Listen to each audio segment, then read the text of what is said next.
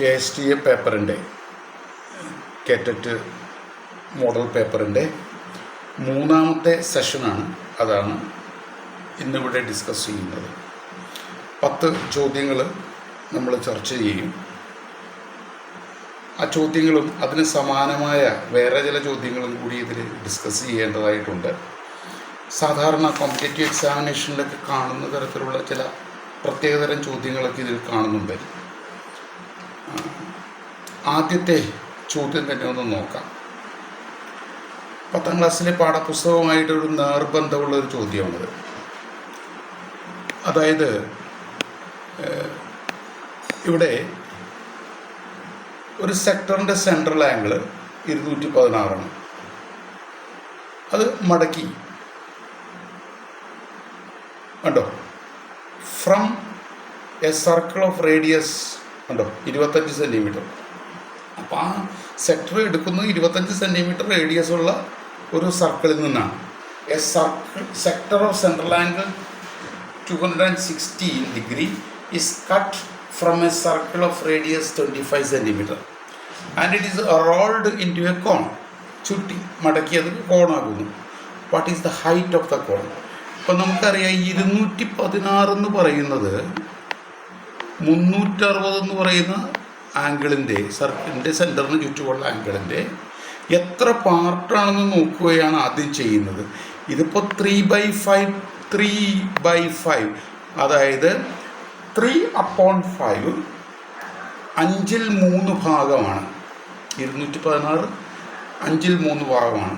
അങ്ങനെയാണെങ്കിൽ ഈ കോണിൻ്റെ റേഡിയസ് ഈ കോണിൻ്റെ റേഡിയസ്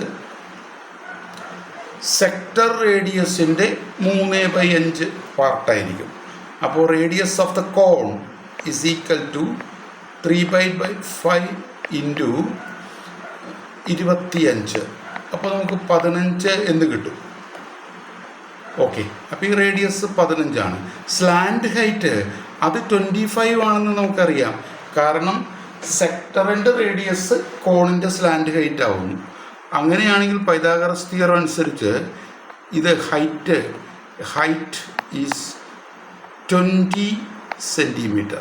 ഇപ്പോൾ 20 സെൻറ്റിമീറ്റർ ആണ് കറക്റ്റ് ഓപ്ഷൻ. വളരെ സിമ്പിളായ ഡയറക്റ്റായൊരു ക്വസ്റ്റ്യനാണ്. അടുത്ത ചോദ്യം, figure is formed by 3 arcs of circles. കണ്ടോ, 3 arcs ഓഫ് സർക്കിൾസ്. അതിനുള്ളിൽ arcs of circle. What is the perimeter of the figure? ഇതിനുള്ളിൽ ഇങ്ങനെ വരച്ചേക്കുന്നുണ്ട്. ഇത് കണ്ടോ, ഒരു ഇക്വലാറ്ററൽ ട്രയാങ്കിൾ പോലെയാണ് അതിനുള്ളിൽ കാണുന്നത്. ഇക്വലാറ്ററൽ ട്രയാങ്കിൾ നമുക്ക് കാണാൻ പറ്റും. അതിനുള്ളിൽ സൈഡ് 3 ആയിട്ടുള്ള ഇക്വലാറ്ററൽ ട്രയാങ്കിൾ കാണാൻ പറ്റും. അങ്ങനെയാണെങ്കിൽ വളരെ സൂക്ഷിച്ച് നോക്കിയാൽ മനസ്സിലാവും. ഈ കോർണർ സെൻറ്ററായിട്ട് ഒരു ആർക്ക് വരച്ചിരിക്കുന്നു. ഓക്കെ, കോർണർ സെൻറ്ററായിട്ട് ഒരു ആർക്ക് വരച്ചിരിക്കുന്നു. ആർക്കിൻ്റെ റേഡിയസ് 3 സെൻറ്റിമീറ്റർ ആണ്. അപ്പോൾ ആർക്ക് ലെങ്ത് എന്ന് പറയുന്നത് ഇത് 60 ആണല്ലോ. അതായത് 2πr ഇവിടുത്തെ 3 2πr 6 ഭാഗമാണത് ശരിക്കും. ഇതാണ് ഈ ആർക്ക് ലെങ്ത്. 2πr 6 ഭാഗം. കാരണം ഇത് 30 ഡിഗ്രി ആയതുകൊണ്ട് ഈ ആർക്ക് ലെങ്ത് 360 6 ഭാഗമാണല്ലോ 30. അങ്ങനെയാണെങ്കിൽ പൈ എന്ന് കിട്ടും. ഈ ആർക്ക് ലെങ്ത് പൈ സെൻറ്റിമീറ്റർ എന്ന് കിട്ടും. അങ്ങനെ 3 ആർക്കുകൾ നമുക്കിവിടെ കാണാനായിട്ട് സാധിക്കും. അപ്പം അങ്ങനെയാണെങ്കിൽ ആൻസർ 3π എന്ന് കിട്ടുമല്ലോ. ആ 3π ഇവിടെ ഉണ്ട്. ഇതാണ് കറക്റ്റ് ഓപ്ഷൻ. അടുത്ത ചോദ്യത്തിലേക്ക് കിടക്കാം. At what point does the line joining 25 and 38 cross y axis? Actual question പേപ്പറിൽ ഇവിടെ എക്സ് ആക്സിസ് എന്നാണ് കാണുന്നത്. പക്ഷേ അത് ശരിയാവുന്നില്ല. ഈ ഓപ്ഷനിൽ അതില്ല. അത് നമുക്ക് ചെയ്തു വരുമ്പോൾ മനസ്സിലാവും. അത് എക്സ് ആക്സിസ് എന്നെടുത്താൽ ക്വസ്റ്റ്യൻ പേപ്പറിൽ അവിടെ ഒരു ചെറിയൊരു കറക്ഷനാണെന്നാണ് എനിക്ക് തോന്നുന്നത്. ഈ ഓപ്ഷനിൽ അത് കാണുന്നില്ല, അല്ലെങ്കിൽ ഒന്നില്ലെങ്കിൽ ഓപ്ഷൻ വിട്ടുപോയതായിരിക്കാം, അല്ലെങ്കിൽ ക്വസ്റ്റ്യൻ വന്നേക്കണ ഒരു കറക്ഷനാണ്. അങ്ങനെയാണെങ്കിൽ ഇവിടെ എക്സ് ആക്സിസ് എന്ന് മാറ്റിയിട്ട് നമുക്കവിടെ വൈ ആക്സിസ് ഇട്ടൊന്ന് ചെയ്ത് നോക്കാം. അതാണ് കുറച്ചും കൂടി ലോജിക്കലി ആയിട്ടുള്ളത്.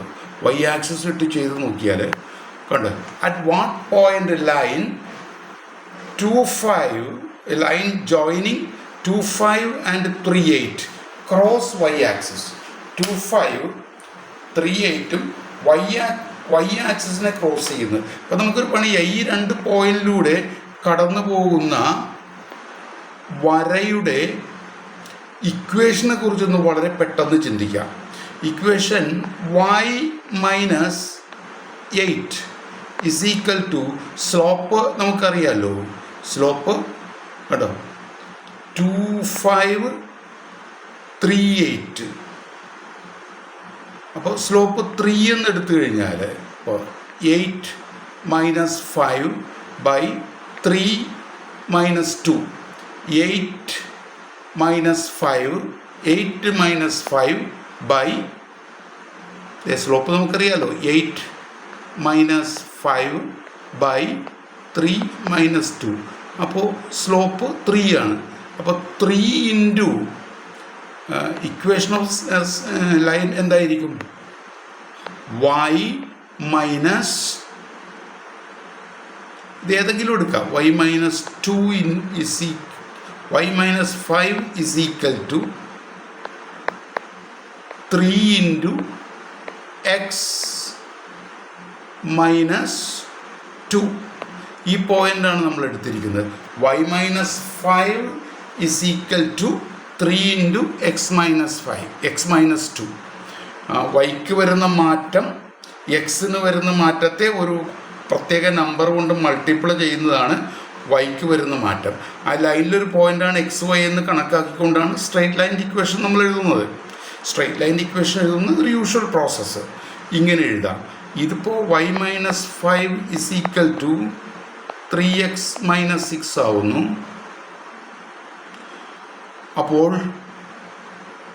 y is equal to 3x minus 6 plus 5. അപ്പോൾ y is equal to 3x minus 1 എന്ന് കിട്ടുന്നു. ഇത് എക്സ് ആക്സിസിനെ കട്ട് ചെയ്യുമ്പോൾ അവിടുത്തെ y കോർഡിനേറ്റ് 0 ആവും. ഇവിടെ y ആക്സിസിനെ കട്ട് ചെയ്യുമ്പോൾ അവിടുത്തെ എക്സ് കോർഡിനേറ്റ് 0 ആവും. ഇപ്പം നമ്മളിവിടെ മാറ്റിയിരിക്കുന്നത് y ആക്സിസിനെ കട്ട് ചെയ്യുന്നതാണ്. അപ്പോൾ ഇവിടുത്തെ എക്സ് കോർഡിനേറ്റ് 0 ആണെങ്കിൽ y is equal to minus 1 വരും. അപ്പോൾ 0 മൈനസ് 1 കണ്ടോ, എക്സ് 0യും y മൈനസ് 1ഉമാണ്. 0 മൈനസ് 1 എന്ന് പറയുന്നത് ഇത് കറക്റ്റ് ഓപ്ഷനായിട്ട് കിട്ടും. ഓക്കെ, ക്വസ്റ്റ്യൻ പേപ്പറിലുള്ളതുപോലെ ഇത് എക്സ് ആക്സിസ് ആയിരുന്നു വെച്ചെങ്കിൽ ആ ഓപ്ഷൻ അവിടെ നമുക്ക് കാണില്ല. ചോദ്യത്തിന് പ്രശ്നങ്ങളൊന്നുമില്ല, ആ ഓപ്ഷനിൽ വന്നിരിക്കുന്ന മാറ്റമാണത്, അവിടെ വരില്ല. ഓക്കെ, അങ്ങനെ അടുത്ത ചോദ്യത്തിലേക്ക് കടക്കുകയാണെങ്കിൽ how many factors does 2 raised to 56 have? How many factors does 2 raised to 56 have? അപ്പോൾ ഇതിനെക്കുറിച്ച് കുറച്ച് കാര്യങ്ങൾ നമുക്ക് കൂടുതലായിട്ടൊന്ന് ചിന്തിച്ച് നോക്കാം. അതായത് നമ്മൾ യുണീക്ക് ഫാക്ടറൈസേഷൻ തിയറം അല്ലെങ്കിൽ നമ്മുടെ ഒരു ഫണ്ടമെൻ്റൽ പ്രിൻസിപ്പിൾ ഇൻ അരിത്തമാറ്റിക് എന്നൊക്കെ പറയുന്ന യുണീക്ക് ഫാക്ടറൈസേഷൻ തിയറം ഉണ്ട്. ഒരു കോമ്പോസിറ്റ് നമ്പറിനെ അല്ലെങ്കിൽ ഒരു നമ്പറിനെ എന്താണ് പ്രൈം നമ്പേഴ്സിൻ്റെ പ്രോഡക്റ്റായിട്ട് ഒരു തരത്തിൽ എഴുതാം. അതായത് യുണീക്കായിട്ട് എഴുതാം, ഒരു പ്രത്യേക തരത്തിൽ തന്നെ എഴുതാൻ പറ്റും. അതിൽ ആ പ്രൈം നമ്പേഴ്സിൻ്റെ ഓർഡർ മാറിയാലും ദാറ്റ് എക്സ്പ്രഷൻ ഈസ് യുണീക്ക്. ആ ഒരു കൺസെപ്റ്റാണ് യുണീക്ക് ഫാക്ടറൈസേഷൻ തിയറം എന്ന് പറയുന്നത്. അപ്പോൾ ഇവിടെ n എന്ന് പറയുന്ന ഒരു നമ്പറിനെ നമുക്ക് ഒരു prime p1 raised to a1 into p2 raised to a2 into p3 rise to A3 എന്നിങ്ങനെ എഴുതിയാൽ PK റൈസ് ടു AK എന്നൊക്കെ ഇങ്ങനെ എഴുതിയാൽ okay, P1 P2 P3 PK എന്ന് പറയുന്ന ഡിസ്റ്റിങ്ക്റ്റ് ആയിട്ടുള്ള പ്രൈം നമ്പേഴ്സാണ്, ഡിഫറെൻ്റ് ആയിരിക്കണം. A1 A2 A3 etcetera are positive integers. അത് power A1 A2 A3 A4 etcetera are positive integers. P1 P2 P3 etcetera are distinct prime numbers. അങ്ങനെയാണെങ്കിൽ number of factors is equal to is A1 plus 1 into A2 plus 1 into A3 plus 1 etc. AK plus 1 എന്ന് നമുക്ക് എഴുതാം. ഇതൊരു general തിയറിയാണ്. നമുക്കൊരു കൊച്ചു example വന്ന് 12-നെ നമുക്ക് 2 square into 3 എന്ന് എഴുതാം. അപ്പോൾ 3 റൈസ് ടു 1. അപ്പോൾ ഇവിടെ 2ഉം 3ഉം പ്രൈമാണ്, മുകളിൽ 2ഉം 1ഉം ആണ്. അപ്പോൾ number of factors is equal to 2 plus 1 into 1 plus 1, that is 3 into 2, that is equal to 6. 6 ആണ് ഈ 12-ൻ്റെ ഫാക്ടേഴ്സിൻ്റെ എണ്ണം. അപ്പോൾ നമുക്കറിയാലോ 1 2 3 4 6 12, 2 4 6. ഓക്കെ, ഇതാണ് 12-ൻ്റെ ഫാക്ടേഴ്സിൻ്റെ എണ്ണം. ഇതുപോലെ നമുക്ക് 7ാം ക്ലാസ്സിൽ പഠിക്കുന്നുണ്ട്, 10ാം ക്ലാസ്സിൽ അത് നമ്മൾ ഉപയോഗിക്കുന്ന ഒരു കോൺസെപ്റ്റാണ് വന്നിരിക്കുന്നത്. അപ്പോൾ അത് വെച്ച് നമുക്ക് ഈ ചോദ്യത്തിന് ഉത്തരം വളരെ സിമ്പിളായിട്ട് എഴുതാം. ഇവിടെ 256-നെ ഈ രീതിയിൽ എഴുതിയാൽ 256-നെ 2 റൈസ് ടു 8 എന്നെഴുതാം. 2 റൈസ് ടു 8. അപ്പോൾ ഇവിടെ യുണീക്ക് ഇതിങ്ങനെ മാത്രമേ എഴുതാനായിട്ട് സാധിക്കുള്ളൂ. 2 is prime and 8 is a positive integer. അങ്ങനെയാണെങ്കിൽ number of factors is equal to 8 plus 1, that is equal to 9 എന്ന്. ഈ ഒരു കോണ്ടെക്സ്റ്റിൽ തന്നെ മറ്റൊരു, ഇവിടെ ഇത് ആൻസർ 9 ഈ കോണ്ടെക്സ്റ്റിൽ തന്നെ മറ്റൊരു കാര്യം കൂടി പറയാം. അങ്ങനെയാണെങ്കിൽ ഈ ഫാക്ടേഴ്സിൻ്റെ സം എന്താണ്? സം ഓഫ് ദ ഫാക്ടേഴ്സിൻ്റെ സം കാണുന്ന ഒരു പ്രോസസ്സ്.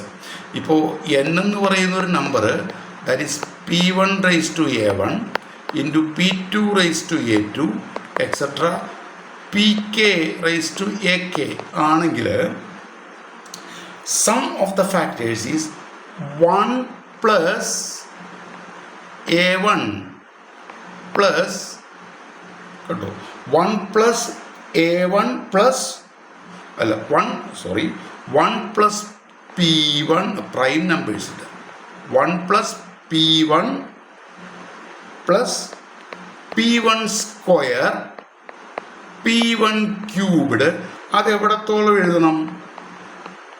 P1 A1 വരെ എഴുതണം. ഇതാണ് ഓക്കെ.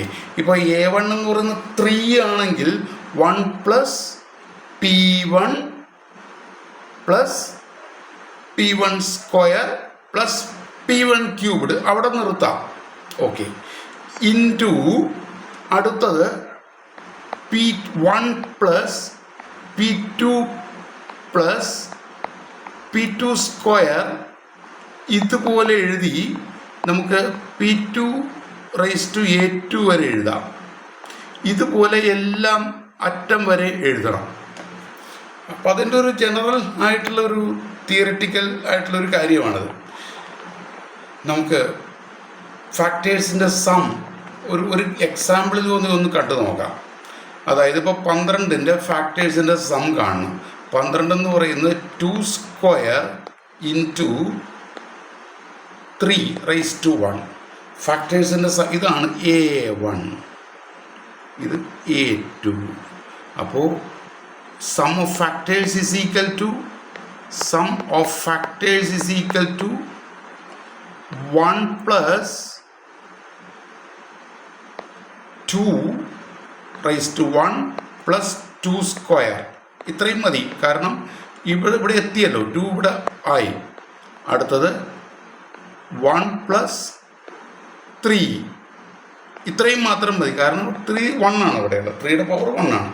അപ്പോൾ ഇവിടെ 4 പ്ലസ് 2 6 പ്ലസ് 1 7 ഇൻറ്റു 4 ദാറ്റ്സ് 28 ആണ് ഫാക്ടേഴ്സിൻ്റെ സം ആയിട്ട് കാണുന്നത്. അപ്പോൾ ചില പ്രത്യേക കോമ്പറ്റേറ്റീവ് എക്സാമിനേഷനൊക്കെ ഇത് കാണാറുണ്ട്. നമ്മളുടെ പരീക്ഷയിലും ഒരുപക്ഷെ പ്രതീക്ഷിക്കാവുന്ന ഒരു ചോദ്യമാണ് ഈ ഫാക്ടേഴ്സിൻ്റെ സം കാണുന്നത്.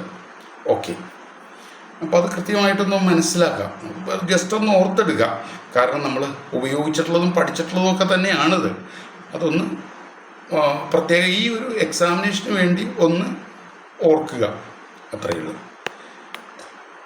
അടുത്ത ചോദ്യത്തിലേക്ക് കടന്നു കഴിഞ്ഞാൽ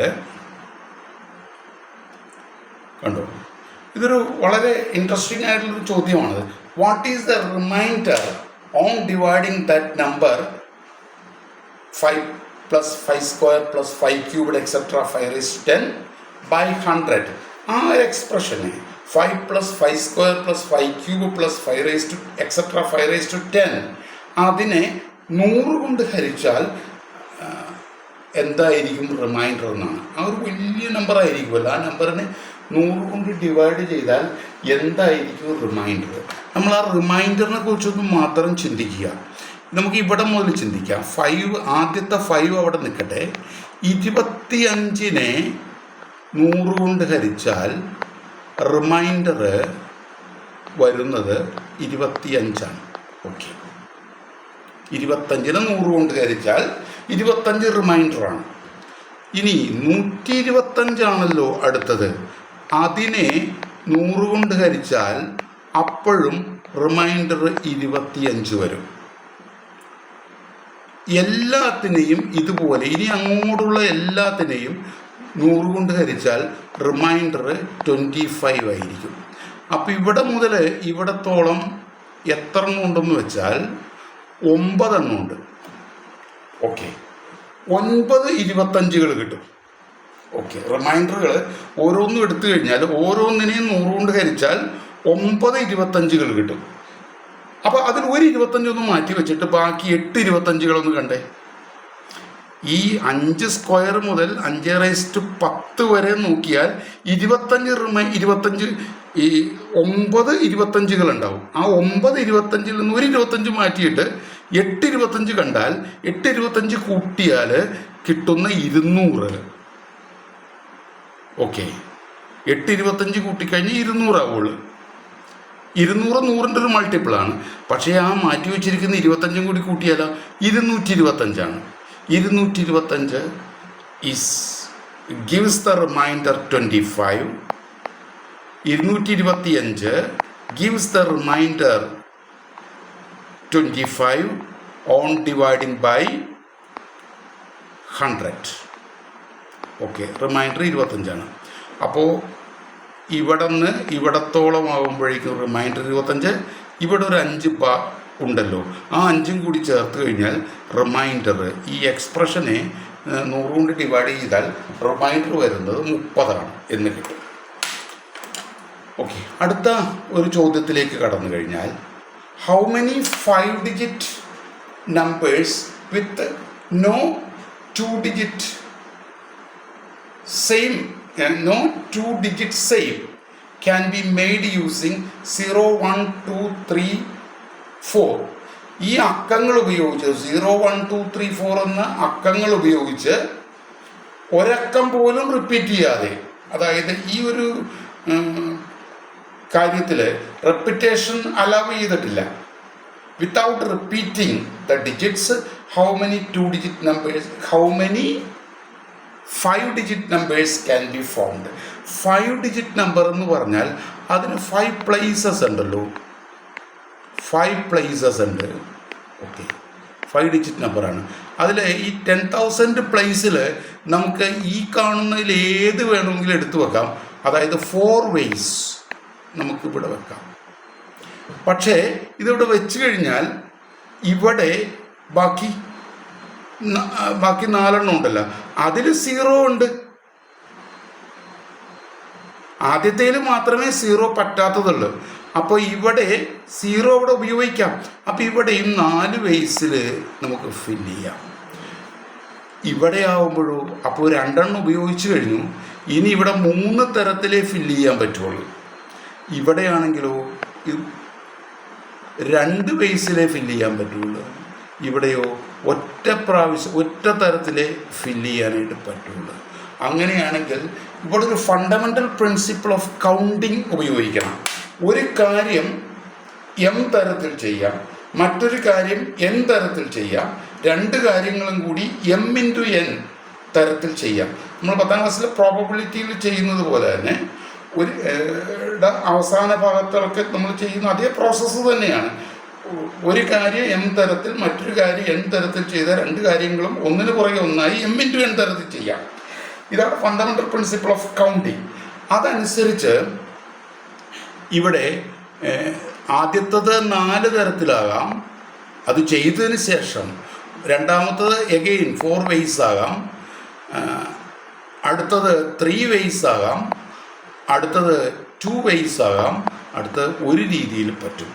അപ്പം ഇവിടെ 16 × 6 എന്ന് പറയുന്ന 96 ആണ് ഇവിടുത്തെ ആൻസർ. 96 തരത്തിൽ നമുക്ക് ഈ 5 ഡിജിറ്റ് നമ്പർ എഴുതാനായിട്ട് സാധിക്കും. അതിൽ 10,000th പ്ലേസിൽ മാത്രമേ 0 ഉപയോഗിക്കാൻ പറ്റാത്തതായിട്ടുള്ളൂ. അവിടെ 4 തരത്തിൽ, പിന്നെ അടുത്ത 0 കൂടി ആകാവുന്നത് കൊണ്ടാണ് വീണ്ടും 4 തരത്തിലെടുത്തത്. അപ്പം 96 നമുക്ക് ഉത്തരം ആയിട്ട് കണക്കാം. 96 ആണ് ആൻസർ. അടുത്തത് 7ാമത്തെ ചോദ്യമാണ്. The product of first and third of consecutive natural numbers is 899. അപ്പോൾ n+1, n+2, n+3 ആണ് natural numbers 4 first and third. അപ്പം n × n+2 എന്ന് പറയുന്നതാണ് 899 എങ്കിൽ, ദാറ്റ് ഈസ് n² + 2n. ഒരു 1 കൂട്ടുന്നു, അപ്പോൾ ഇവിടെ 900 ആവുന്നു. ഇത് n+1 2 is 900, n+1 is 30. Okay, n+1 30 ആണ് നമുക്ക് വേണ്ടത്. n+1 30 ആണെങ്കിൽ നമുക്ക് വേണ്ടത് n+1 n+1 എന്നുള്ള നമ്പറും സെക്കൻഡും n+3 കൂടിയാണ് നമുക്ക് മൾട്ടിപ്ലൈ ചെയ്യേണ്ടത്. ഇപ്പം n+1 30 ആണല്ലോ, അതിന് n+3 എന്ന് പറഞ്ഞാൽ ഇവിടെ 2 കൂട്ടിയതാണ്, അപ്പോൾ 32. ഇത് 2 കൂടി മൾട്ടിപ്ലൈ ചെയ്ത് കഴിഞ്ഞാൽ 30 × 32, 30 × 32 എന്ന് പറയുമ്പോൾ അതായിരിക്കും അതിൻ്റെ കൃത്യമായ ആൻസർ. എത്രയാണെന്നറിയാമോ? 30 × 32 മൾട്ടിപ്ലൈ ചെയ്ത് നോക്കിക്കഴിഞ്ഞാൽ ആൻസർ കിട്ടുന്നു. എത്രയാണ്? 960 എന്ന് കിട്ടും. അപ്പം 7. 8ാമത്തെ ചോദ്യം നോക്കാം. Which of the following gives the fractions in the ascending order? Ascending ഓർഡറിൽ ഈ എഴുതുന്ന ഫ്രാക്ഷൻസ്, ഈ ഫ്രാക്ഷൻസിൽ ഏതാണ് അസെൻഡിങ് ഓർഡറിൽ ഉള്ളത് എന്നുള്ള ചോദ്യമാണ്. വളരെ സിമ്പിളായിട്ട് ചിന്തിച്ചു കഴിഞ്ഞാൽ ഈ 2/3 എന്ന് പറയുന്നത് 4/9 ആണ്. അത് 0.444 എക്സെട്ര. ഓക്കെ, 5/6 എന്ന് പറയുന്നത് 0.8333 ഇങ്ങനെ പോകുന്നുണ്ടല്ലോ. അപ്പോൾ 7/9 എന്ന് പറയുന്നത് നമുക്കറിയാം 0.777 എക്സെട്ര എന്നുള്ളതാണ്. അപ്പോൾ ഇതിനകത്ത് ഇത് നോക്കിയാൽ കൃത്യമായിട്ട് നമുക്ക് അറിയാം ഏറ്റവും ചെറുത് 2/3 ആണെന്നും അത് കഴിഞ്ഞു കഴിഞ്ഞാൽ 7/9 ആണെന്നും അത് കഴിഞ്ഞാൽ 5/6 ആണെന്നും നമുക്കറിയാം. അപ്പോൾ 2/3, 7/9 ആൻഡ് 5/6 ഇതാണ് കറക്റ്റ് ഓപ്ഷൻ അസെൻഡിങ് ഓർഡർ. അപ്പോൾ അടുത്ത ചോദ്യം നോക്കൂ. ഇതൊരു മറ്റൊരു ഇൻട്രസ്റ്റിംഗ് ആയിട്ടുള്ളൊരു ചോദ്യമാണ്. അത് വളരെ വളരെ നല്ല ഒരു ക്വസ്റ്റ്യനായിട്ട് കാണുന്നു. ഇവിടെ തെറ്റിദ്ധരിക്കേണ്ട ആവശ്യമില്ല, നമുക്ക് പെട്ടെന്ന് പോകുന്നുണ്ട. ഇത് വളരെ പർപ്പസ്ഫുള്ളി ഇട്ടിരിക്കുന്നതാണത്. ഇവിടെയും 1/2⁻10 ആണ്, അത് കഴിഞ്ഞിട്ടും 2⁻10 തന്നെയാണ്. അതവിടെ 9 മാറിപ്പോയതൊന്നുമല്ല, അതാണ് ആ ചോദ്യത്തിൻ്റെ ഭംഗി തന്നെ. അപ്പം ഇവിടെ എങ്ങനെ നമുക്കിത് കാൽക്കുലേറ്റ് ചെയ്യാൻ പറ്റുമെന്ന് നോക്കാം. ഈ 1/2 എന്ന് പറയുന്നതിനെ, ഈ 1/2നെ നമുക്ക് 1/2 എന്ന് പറയുന്നത് എന്താണ്? 1 - 1/2 ആണ്. 1/2 ഈസ് 1 - 1/2. ഇനി 1/2² എന്താണ്? 1/2² എന്ന് പറയുന്നത് 1/2 - 1/2² ആണ്. 1/2 - 1/2² ആണ്. കറക്റ്റാണല്ലോ. 1/2 - 1/4. അപ്പം ഇതിന് നമുക്ക് ഇങ്ങനെ എഴുതാൻ പറ്റും. ഇനി അടുത്തതാണെങ്കിൽ അവിടെ ഒരു പാറ്റേൺ കൃത്യമായിട്ട് വരുന്നുണ്ട്. അടുത്ത എന്തായിരിക്കും? 1/2³ എന്ന് പറയുന്നത് 1/2² - 1/2³ എന്ന് കാണാനായിട്ട് സാധിക്കും. ഇതിങ്ങനെ മുന്നോട്ട് പോയാൽ എന്തായിരിക്കും? ഇവിടെ ഈ കാണുന്നത് 1/2⁹ - 1/2⁻10 ആയിരിക്കും. പിന്നെ അത് കൂടാതെ 1/2⁻n ഇവിടെ ഉണ്ട് താനും. ഓക്കെ, അപ്പം അങ്ങനെയാണെങ്കിൽ ഇതെല്ലാം ഇങ്ങനെ ഓൾട്ടർനേറ്റ് ആയിട്ട് ഇങ്ങനെ ക്യാൻസൽ ചെയ്ത് പോകും ആഡ് ചെയ്ത് കഴിയുമ്പോൾ. അപ്പം ഒന്ന് ആഡ് ചെയ്ത് നോക്കിക്കഴിഞ്ഞാൽ എങ്ങനെയാവുമെന്ന് നോക്കാം. നമുക്ക് ആഡ് ചെയ്ത് കഴിഞ്ഞാൽ ഇതെല്ലാം പലതും അങ്ങോട്ട് ക്യാൻസൽ ചെയ്ത് പോയിട്ട് നമുക്ക് ഒന്ന് മാത്രമായിട്ട് അവിടെ നിലനിൽക്കും. അത് പ്രത്യേകിച്ച് ഇവിടെ ഡിസ്കസ് ചെയ്യേണ്ട ആവശ്യമില്ല. അത് ഇതിലേക്ക് എടുത്ത് അങ്ങോട്ട് സബ്സ്റ്റിറ്റ്യൂട്ട് ചെയ്ത് കഴിഞ്ഞാൽ ഒന്ന് അവിടെ നിൽക്കുകയും ബാക്കിയുള്ളതെല്ലാം ഇങ്ങനെ ക്യാൻസൽ ചെയ്ത് പോവുകയും ചെയ്യും. അപ്പോൾ അതുകൊണ്ടാണ് അവിടുത്തെ ആൻസർ 1 എന്ന് എഴുതിയിരിക്കുന്നത്. ഇപ്പോൾ 1 ഇവിടുത്തെ കൃത്യമായിട്ടുള്ള ആൻസർ. അത് ക്ലിയർ ആണത്. 1/2 പകരം 1 - 1/2. ഇത് 1/2 - 1/2². അടുത്ത 1/2² - 1/2³ എക്സെട്ര 1/2⁹ - 1/2⁻10 പ്ലസ് 1/2⁻10. ഇതെല്ലാം ഇങ്ങനെ ക്യാൻസൽ ചെയ്ത് പോകുന്നു. കണ്ടോ? ഇത് കണ്ടോ? ഇതിങ്ങനെ ക്യാൻസൽ ചെയ്ത് പോകുന്നു. അപ്പോൾ ബാക്കി അവിടെ 1 കിട്ടുന്നു. അതാണ് ആൻസർ. ഓക്കെ, അടുത്ത ചോദ്യം 10ാമത്തെ ചോദ്യം. ഇതൊരു ഫിസിക്സിൽ കുട്ടികളിത് ഫിസിക്സിൻ്റെ പ്രോബ്ലം ചെയ്യാനായിട്ട് ഉപയോഗിക്കുന്നതാണ്. ഞാനിവിടെ ഒരു ചെറിയൊരു സജഷൻ പറയുന്നത്, a man travelling from his home to a town. Okay, അത് ശരിയാണ്.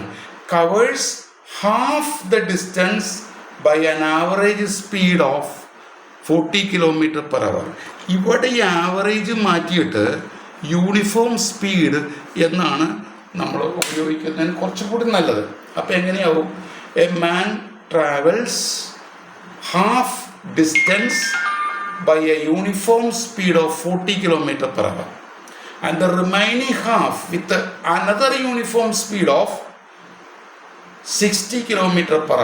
Uniform speed means if the object travels equal distance in the equal interval of time, the motion is called uniform.